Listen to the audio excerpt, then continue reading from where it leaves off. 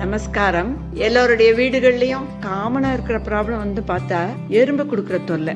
எறும்புக்கு மஞ்சப்பொடியிலேருந்து ஆரம்பிச்சு கமாக்சின் வரையும் விதவிதமா ட்ரை பண்றோம். அது எதுவுமே நிரந்தர தீர்வா இல்ல. கபோர்ட் மேல, டைல் மேல, வால் மேல எல்லா பக்கமும் ஓடுறது. நானும் நிறைய ட்ரை பண்ணிட்டேன்.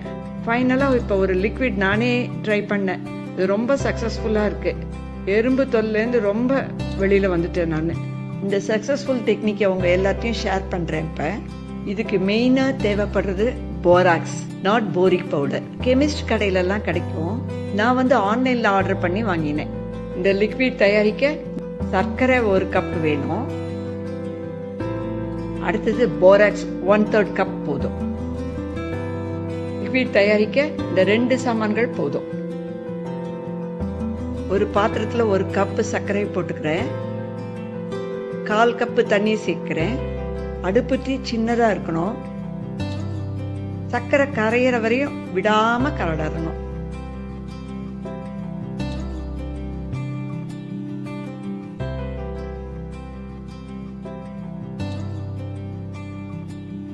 நன்னா கரைஞ்சிடுத்து. இப்ப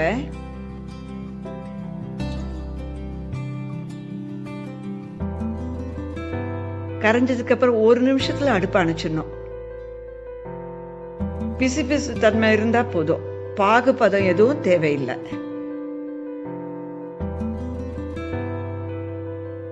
இந்த சர்க்கரை கரைசல ஒரு மக்ல டிரான்ஸ்பர் பண்ணிக்கிறேன்.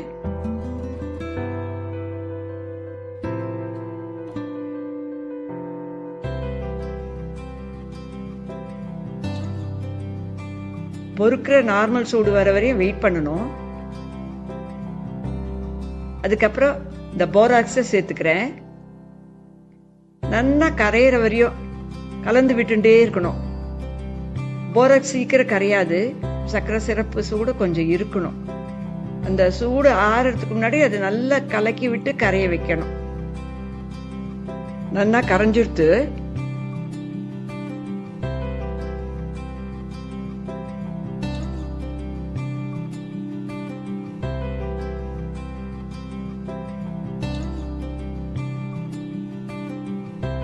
இதை ஒரு பிளாஸ்டிக் கண்டெய்னர்ல போட்டு ஸ்டோர் பண்ணிக்கிறேன். இந்த மாதிரி ஸ்குவீஸ் பாட்டில் இருந்தா அந்த லிக்விடை இதுல டிரான்ஸ்ஃபர் பண்ணி அங்கங்க போடுறதுக்கு ரொம்ப ஈஸியா இருக்கும்.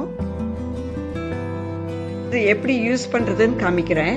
இந்த கபோர்ட்ல சைட்ல கொஞ்சம் எறும்பு ஓடின்னு இருக்கு. அங்கங்க கொஞ்சம் கொஞ்சம் இந்த லிக்விடை ஸ்குவீஸ் பண்ணி விடுறேன். ஒவ்வொரு டிராப் போட்டா போதும். அங்கங்க ஓடுற எறும்பெல்லாம் இந்த லிக்விடை சுத்தி சாப்பிட வருது. நிறைய எறும்பு வர ஆரம்பிச்சுட்டு, எறும்பு அந்த சர்க்கரையோட இனிப்பு தன்மைக்காக சாப்பிட வருது. அது திரும்பி தன்னுடைய வாயில எடுத்துட்டு எறும்பு புத்துக்கு போய் மத்த எறும்புக்கெல்லாம் கொடுக்கறது, ஃபீட் பண்றது. போராக்ஸ் கெமிக்கல் தன்மையால எல்லாம் இறந்து போயிடுறதா என்னன்னு தெரியல.